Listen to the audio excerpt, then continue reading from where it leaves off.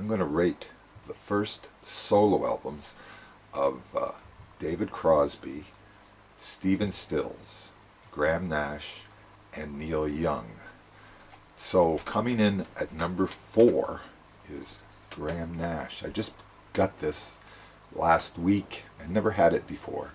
Songs for Beginners. And this was produced by Graham Nash. And his production gets in the way of some of the songs, I think. He's better when he keeps it simple, acoustic, with some little bit of instrumentation. But when he starts to get put a little orchestration thing in there or whatever, it gets kind of clunky.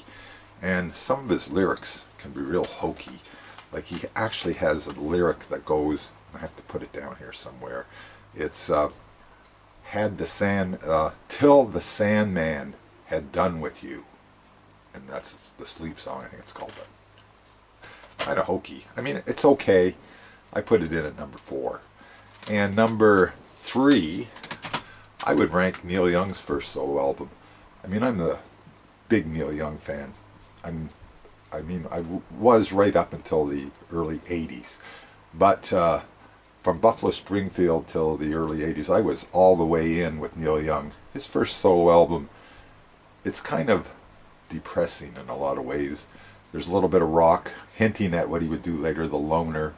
And he actually starts off his first solo album with an instrumental. And it's good, but only Neil Young would do that. I mean, he does what he wants to. But it's kind of, by the time we get to The Last Trip to Tulsa, which is over 9 minutes long, it's an acoustic thing, and it's kind of a stream of consciousness thing. And I don't know, once or twice, I don't need to listen to it again.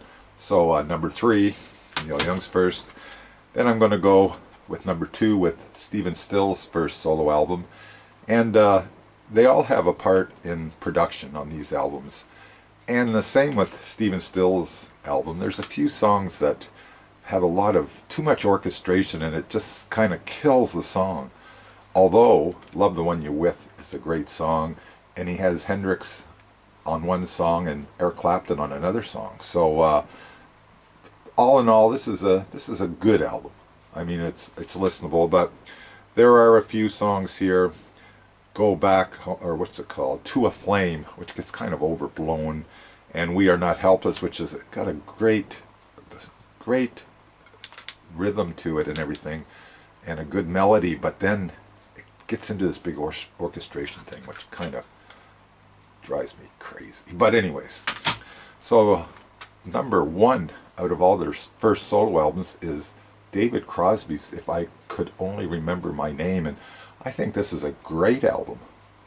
He produced this himself too, but he got all the right players in there, and he just kind of laid back and just let the music flow. I mean, he's got members of the Grateful Dead, Neil Young, he's got members of the Airplane, David Freeberg from Quicksilver.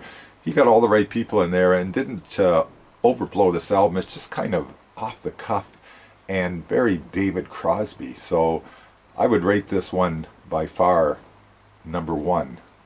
I mean, he didn't do a lot of solo albums after this until lately, but this is great. So